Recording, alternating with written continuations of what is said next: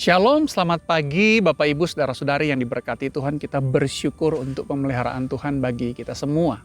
Sebelum kita membaca dan merenungkan firman Tuhan, mari kita meminta pertolongan Tuhan, kita berdoa. Bapa, terima kasih untuk kebaikan-Mu, untuk pemeliharaan-Mu, untuk kasih setia Tuhan yang terus Tuhan berikan dalam hidup kami. Kami boleh ada sebagaimana kami ada karena Tuhan menyertai kami. Saat ini kami akan membaca dan merenungkan firman Tuhan. Kiranya Tuhan menolong kami agar kami dapat mengerti firman Tuhan dan kami dapat menghidupi firman-Mu dalam kehidupan kami setiap hari. Terima kasih Bapa, tolonglah kami di dalam nama Yesus kami berdoa. Amin. Mari Bapak Ibu Saudara-saudara, kita membuka firman Tuhan dari Bilangan pasalnya yang ke-6 ayatnya yang ke-26. Sekali lagi Bilangan pasal 6 ayatnya yang ke-26. Firman Tuhan berbunyi demikian.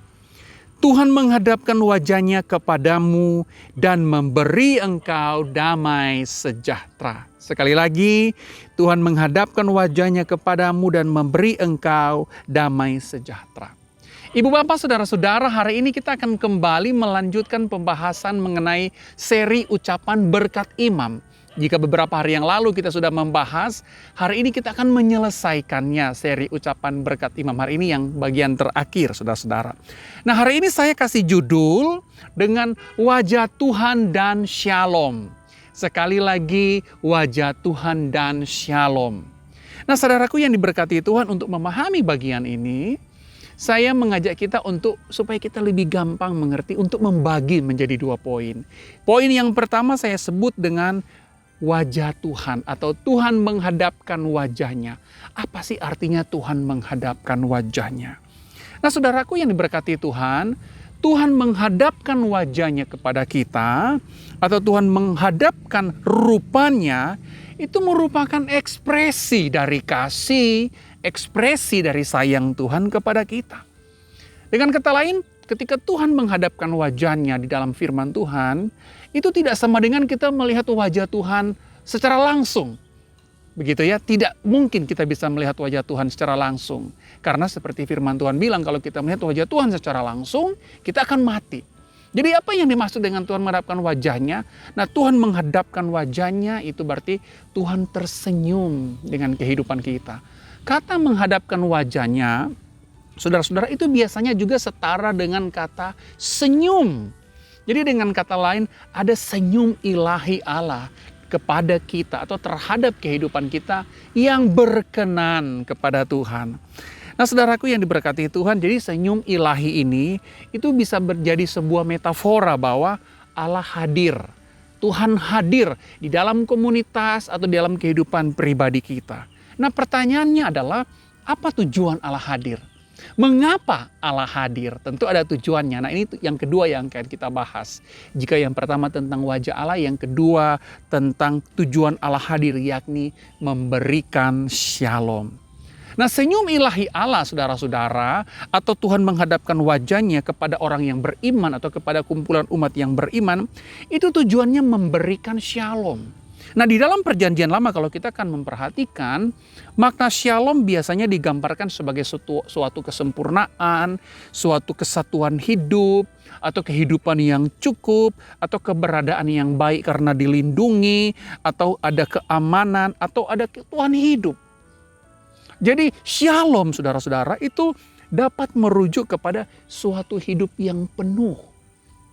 Suatu kepenuhan hidup yang diberikan oleh Allah sebagai pencipta hidup kita.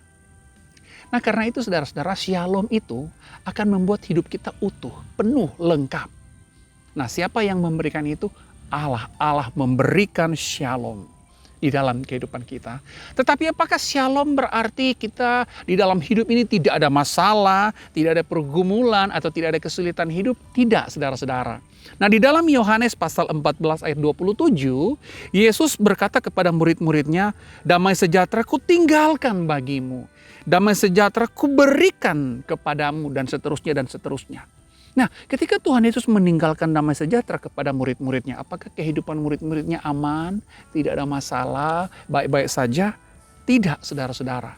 bahkan hampir semua murid-murid Tuhan Yesus itu mati dalam penyiksaan sebagai martir. Lantas bagaimana kita memahami shalom? Nah saudara-saudara, shalom harus dipahami dari perspektif teologis, bahwa kehadiran Tuhan atau perkenanan Tuhan di dalam kehidupan kita itu melampaui berbagai masalah, melampaui berbagai pergumulan, melampaui berbagai kesulitan hidup.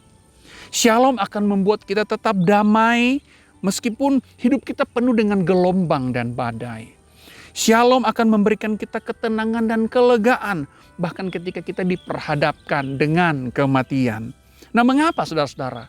Karena shalom meyakinkan kita bahwa hidup mati kita ada di tangan Allah. Shalom akan menyadarkan kita asal Allah ada itu sudah cukup. Karena itu saudaraku yang diberkati Tuhan, sebagai orang-orang beriman mari kita membangun suatu kehidupan yang setia kepada Allah. Karena kehidupan yang setia adalah kehidupan yang mengundang Allah untuk hadir di dalamnya, sehingga Tuhan akan menghadapkan wajahnya kepada kita dan memberikan kita shalom, damai, sejahtera. Amin. Mari kita berdoa. Ya Tuhan, kami bersyukur untuk kebaikan Tuhan, untuk pemeliharaan Tuhan, untuk kasih setia Tuhan bagi kami setiap hari. Tuhan tidak pernah meninggalkan kami. Dalam berbagai masalah, pergumulan, kesulitan hidup, Tuhan hadir bersama dengan kami. Bapa, terima kasih. Sepanjang hari ini kami mau menjalaninya dengan kepercayaan bahwa Tuhan akan menghadapkan wajah Tuhan kepada kami dan memberikan kami damai sejahtera. Amin. Selamat menjalani hari ini saudara-saudara. Kiranya Tuhan menghadapkan wajah Tuhan kepada kita dan memberikan kita damai sejahtera. Amin.